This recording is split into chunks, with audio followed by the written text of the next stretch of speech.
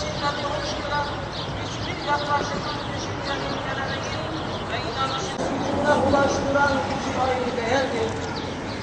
Değerli müminler, Rahmet Peygamberi sallallahu aleyhi ve sellem hoş bulanları ister bilgiyle uyarmıştır.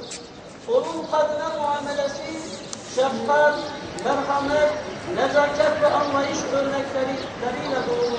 Yani %90'ı cemaatin Kürttür yani. Kürtçe açık yani vaaz verilmesi çok daha faydalı olur. Millet de çok daha memnun olacaktır yani. Vaazan Kürdi beken da herkes ete begehiten. Yani Kürdi em hemi Kürdin da azmanı da ikame bazı beketen em de peter tegehin. Yani hende hanet Türkiye katına gel. Nizami kamala Kürt bejit. Ama Kürdi bekaten de herkes ete gehiten de zaniten kabuçe hatta cemaate ka خود به سبب ویچ یا ده پتر تیگهیتن پتر یعنی یلای چیتره ام حس کرد یعنی چه قصوری جی بو کسی تیرانی نه هر کسی azman خواب yani vaaz bekatan dini خواب بزانیتن یلای تشتک باشه. Türkçe vaaz, Türkçe bilmeyenler var yani. Değil mi? O konuda iyidir ama verse iyi olur da. Miru kasede khan, muallim kasteler heye. Müftiye me Rakiyeşi gotiye vane de gereksiz yani Kürtçe gereksiz.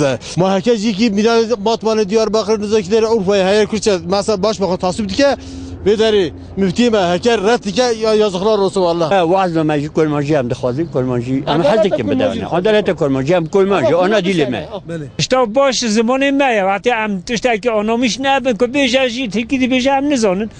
Kol manci bejad daha خوشه مرا daha باشه. Daha temiz daha baş. İşte hoş. Millet anlamış ben tuştaki. Mesela vaazat da Türkiye de jar ne zanın. Hatta ko ne zanın.